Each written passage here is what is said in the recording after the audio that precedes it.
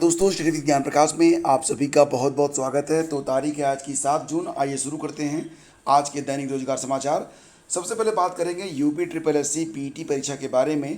तो UP triple SC PT परीक्षा एक ऐसी परीक्षा है जो आने वाली भर्तियों के लिए, यानी कि यूपी ट्रिपल एससी भविष्य में जो भी भर्तियाँ करने वाला है, अगर उसमें आप शामिल होना चाहते हैं तो आपको यूपी ट्रिपल एससी का एक बेहतर स्कोर कार्ड आपके पास होना चाहिए। याद रखिएगा, यूपी ट्रिपल एससी आपके लिए खासा मायने रखता है और इस पर आपको प्रैक्टिस सेट भी हम इस चैनल पर उपलब्ध करवाएंगे पूरे सिलेबस के अकॉर्डिंग।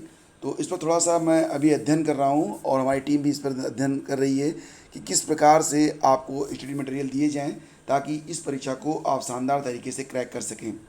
तो यूपी ट्रिपल एससी पीटी से पहले यूपी ट्रिपल एससी ये चाहता है कि इसके पहले जो पेंडिंग में भर्तियां पड़ी हुई हैं जिस पर कोई विवाद नहीं है, तो जो बैकलॉग है उसको भी पूरा कर लिया जाए ताकि पीटी के बाद जो फ्रेश वैकेंसी जो आएँ और अपने समय पर पूरी होते हुए आगे बढ़ें। तो आयोग प्रत्येक 10 से 15 दिन पर रुके हुए भर्ती परीक्षा परिणाम जारी करना चाहता है। प्रारंभिक अर्हता परीक्षा के बाद होने वाली नई भर्तियों में इससे तेजी आने की पूरी उम्मीद है। अधीनस्थ सेवा चयन आयोग में करीब 10 भर्ती परीक्षाओं का परिणाम रुका हुआ है और इसके चलते पात्रों की नौकरियां नहीं मिल रही हैं। आयोग के ऊपर भी इन भर्ती परीक्षाओं का परिणाम जारी करने का दबाव है। कोरोना संक्रमण के चलते आयोग का कामकाज भी प्रभावित हुआ है। न तो समय से परीक्षाएं हो पा रही हैं, न ही भर्ती परिणाम जारी हो पा रहे हैं। तो आयोग के चेयरमैन प्रवीण कुमार कहते हैं कि उनका मकसद है कि आने वाली जो भर्तियां हैं वो पारदर्शी तरीके से पूरी हों और जो गैर विवादित भर्तियां अभी तक चल रही थी तो उनका जो परिणाम है वो यथाशीघ्र जारी कर दिया जाए। देखिए, बेसिक शिक्षा विभाग की 69,000 शिक्षक भर्ती में वर्तमान में 2 मुद्दे हैं जो कि काफ़ी ज्वलंत हैं। पहला तो ये है कि बेसिक जो 69,000 शिक्षक भर्ती के 2 चरणों की प्रक्रिया है, इसमें भी 5,000 से अधिक पद अभी रिक्त हैं। इसके अलावा एसटी श्रेणी के 1133 पद खाली हैं। 23 मार्च को बेसिक शिक्षा मंत्री सतीश द्विवेदी ने प्रेस कॉन्फ्रेंस कर रिक्त पदों को 1 माह में भरने की बात कही थी। उसके बाद कोविड का काल शुरू हो गया, 2.5 माह बीत चुके हैं और इन पदों पर अभी तक भर्ती नहीं हो पाई है। तो अभ्यर्थियों का कहना है कि कोरोना काल में आर्थिक स्थिति उनकी काफ़ी दयनीय है। सरकार से वो मांग करते हैं कि रिक्त पदों को शीघ्र भरा जाए। उधर 69,000 शिक्षक भर्ती से जुड़े एक अन्य मामले में आरक्षण के मसले को लेकर सरकार की ओर से राष्ट्रीय पिछड़ा वर्ग आयोग की अंतरिम रिपोर्ट पर जवाब न दिए जाने से अभ्यर्थी परेशान हैं। उन्होंने इसके लिए राष्ट्रपति और राज्यपाल को ईमेल के माध्यम से पत्र भेजकर शिकायत दर्ज करवाई है। अभ्यर्थियों का दावा है कि ओबीसी वर्ग की कुल 5,844 सीटें अनारक्षित वर्ग को दे दी गई हैं। तो मांग ये की गई है कि ओबीसी अभ्यर्थियों की उनके लिए आरक्षित सीटों के सापेक्ष भर्ती की जाए। राष्ट्रपति और राज्यपाल को पत्र लिखने वालों में अंजू गंगवार, अभय सिंह यादव, राजेश चौधरी, मनोज प्रजापति, मनोज चौरसिया आदि शामिल हैं। और फ्रेंड्स, यहाँ पर देखिए, शिक्षा मित्रों को भी मिले अन्य शिक्षकों की तरफ वेतन। तो अखिल भारतीय प्राथमिक शिक्षक संघ ने प्रदेश में कार्यरत शिक्षा मित्रों संविदा शिक्षकों को जून माह का मानदेय और शिक्षकों के समान नौकरी एवं वेतन दिए जाने की मांग को लेकर मुख्यमंत्री को पत्र भेजा है। इसके पहले पूर्व माध्यमिक और प्राथमिक शिक्षा मित्र संघ के प्रदेश मंत्री कौशल सिंह ने अखिल भारतीय प्राथमिक शिक्षक संघ के राष्ट्रीय अध्यक्ष रामपाल सिंह को पत्र भेजकर शिक्षा मित्रों की समस्या के निराकरण के लिए आवश्यक कदम उठाने का अनुरोध किया था। देखिए फ्रेंड्स, 2016 की बात है। 15 दिसंबर 2016 मतलब लास्ट दिसंबर में 12,460 पदों पर भर्ती का विज्ञापन जारी किया गया था और ये विज्ञापन बीटीसी वालों के लिए था, बीएड वाले इसमें एलिजिबल नहीं थे। मार्च 2017 में भाजपा की सरकार बन गई और समीक्षा के नाम पर भर्ती रोक दी गई थी। समीक्षा के दौरान भर्ती सही पाई गई। अभ्यर्थियों ने इलाहाबाद उच्च न्यायालय में मुकदमा जीत लिया। इसके बाद भी सरकार ने भर्ती प्रक्रिया शुरू नहीं की तो अभ्यर्थी सड़क पर उतर गए। 18 अप्रैल 2018 को मुख्यमंत्री योगी आदित्यनाथ ने सीधे इस मामले में दखल दिया तो भर्ती शुरू हुई। तकरीबन 6,512 लोगों को नियुक्ति भी मिल गई, लेकिन इसी बीच भर्ती फिर से कोर्ट की प्रक्रिया में उलझ गई। 5,948 अभ्यर्थियों का नियुक्ति पत्र अधर में अटक गया। सभी 5,948 अभ्यर्थियों के दस्तावेज संबंधित जनपद के बीएससी ऑफिस में जमा हैं। उन्हें स्कूल भी आवंटित हैं, लेकिन नियुक्ति नहीं मिल रही। अभ्यर्थियों का आरोप है कि प्रदेश सरकार इस मामले में कोर्ट में पैरवी करने में लापरवाही बरत रही है। लगता है कि सरकार नियुक्ति देना ही नहीं चाहती। अभ्यर्थियों की मांग है कि मुख्यमंत्री उनकी पीड़ा को समझें और इस समस्या का निराकरण शीघ्र कराएं। तो बात करें तो यहाँ पर परिषदीय प्राथमिक विद्यालयों में शिक्षकों के 12,406 पदों पर भर्ती की प्रक्रिया 5 साल में भी पूरी नहीं हो पाई है। तो आधे अभ्यर्थियों को नियुक्ति मिल गई, आधे अभ्यर्थी नियुक्ति के लिए भटक रहे हैं। अभ्यर्थियों ने धरना प्रदर्शन, सोशल मीडिया के माध्यम से सरकार तक अपनी बात पहुंचाने की कोशिश की है, लेकिन कई बार उन्हें अनसुना भी कर दिया जाता है। आगे बढ़ते हैं, आपको बता दें कि एल.टी. ग्रेड शिक्षक भर्ती के तहत 2 विषयों में सबसे अधिक पद थे और ये थे संस्कृत और सामाजिक विज्ञान और हिंदी। तो इन 2 विषयों में पदों की संख्या सर्वाधिक थी और इन विषयों के तकरीबन 2,500 अभ्यर्थियों को रिजल्ट और नियुक्ति के लिए सबसे देर तक इंतजार करना पड़ा था। बाकी विषयों के अभ्यर्थियों को काउंसलिंग करवाने के बाद उनको नियुक्ति पत्र भी मिल चुका है।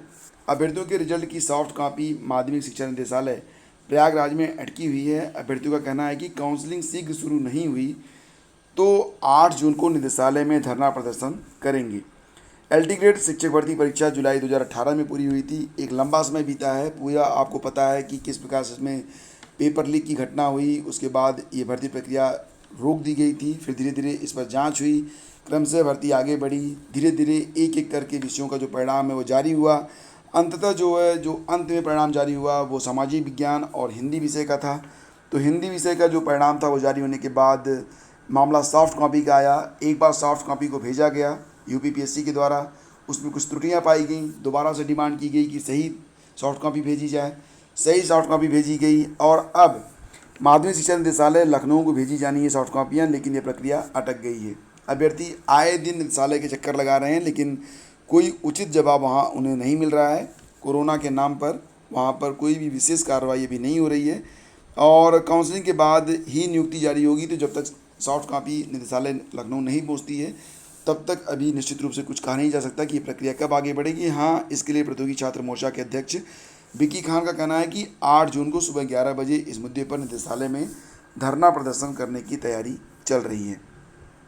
और फ्रेंड्स, एसआई के पद रिक्त हैं, तो अगर आप आवेदन करना चाहते हैं तो 9,534 ये कुल पद हैं। उप निरीक्षक नागरिक पुलिस महिला और पुरुष, प्लाटून कमांडर पीएसी और अग्निशमन द्वितीय अधिकारी पुरुष के लिए।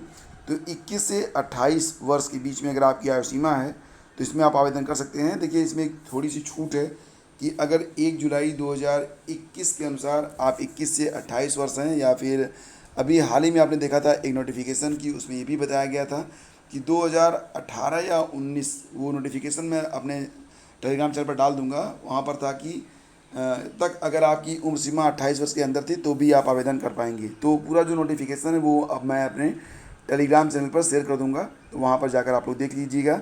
जो लोग भी एलिजिबल हैं वो लोग आवेदन कर देंगे और इसमें जो पात्रता है वो है किसी भी विषय से स्नातक।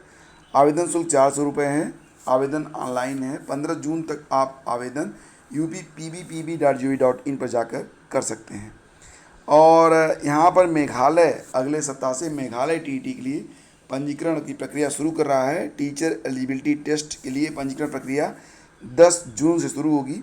उम्मीदवार जो इस परीक्षा के लिए आवेदन करना चाहते हैं वो मेघालय एजुकेशन की वेबसाइट megeducation.gov.in पर जाकर आवेदन कर सकते हैं। 10 जुलाई जो है वो आवेदन करने की लास्ट डेट है। तो बात यहाँ पर जो हो रही है वो मेघालय टीईटी के बारे में की जा रही है। तो फ्रेंड्स, ये थी आज की सारी updates. Thank you so much for watching the video. और मैं आप लोगों से एक सलाह चाहता हूँ, कृपया आप लोग अपने सलाह से हमें अवगत ज़रूर कराइएगा। देखिए फ्रेंड्स, क्या होता है कि करंट अफेयर का जो सेशन आपको रोज़ सुबह 5 बजे उपलब्ध करवाया जाता है, उसमें हम डेली आपके लिए 10 MCQs of static GK discuss करते हैं। इसके अलावा प्रीवियस डे का जो करंट अफेयर है उसको भी हम लोग करते हैं डिस्कस। टुडे के जो करंट अफेयर है उसको भी करते हैं डिस्कस। लेकिन ये जो सेशन आपको मिलता है 15 से 20 मिनट का, एक बहुत ही शानदार सेशन होता है, मैं मानता हूँ, और आप लोगों में से बहुत सारे लोग इसको बहुत अधिक पसंद भी करते हैं। लेकिन मैं सोच रहा हूँ कि रोज़ सुबह आपको एक प्रैक्टिस सेट भी उपलब्ध करवाया जाए। तो अब आप मुझे ये बताइए कमेंट करके कि आप प्रैक्टिस सेट किस परीक्षा के लिए प्राप्त करना चाहते हैं। देखिए, यूपीएससी का पैटर्न लगभग सभी परीक्षाओं के लिए सेम है। अगर आप पीसीएस तैयारी कर रहे हैं या फिर जीआईसी लेक्चरर की तैयारी कर रहे हैं या फिर आरओ एआरओ की तैयारी कर रहे हैं, यूपीपीएससी की कोई भी परीक्षा होगी तो सभी का पैटर्न नियर अबाउट सेम है। प्रश्न जी लगभग सेम ही रहते हैं। तो यूपीपीएससी का आपको मॉडल पेपर चाहिए या फिर यूपी ट्रिपल एससी पेट के लिए आपको मॉडल पेपर चाहिए, या फिर शिक्षक भर्ती परीक्षा के लिए, या फिर कौन सी परीक्षा जिस पर आप मॉडल पेपर चाहते हैं। तो सबसे अधिक जिस बात के लिए आप लोग कहेंगे मैं बिल्कुल उसी पर आपको मॉडल पेपर उपलब्ध कराऊंगा। और करंट अफेयर्स का ये जो सेशन है इस पर थोड़ा सा विचार हो रहा है कि आगे चलकर इसे साप्ताहिक कर दिया जाए। तो आप लोगों के जो विचार हैं वो सादर आमंत्रित हैं, अपनी राय से मैं अवगत कराइएगा। हम शीघ्र मिलेंगे आपसे एक नए वीडियो में, तब तक के लिए मैं आज्ञा दीजिए। नमस्कार, जय हिंद।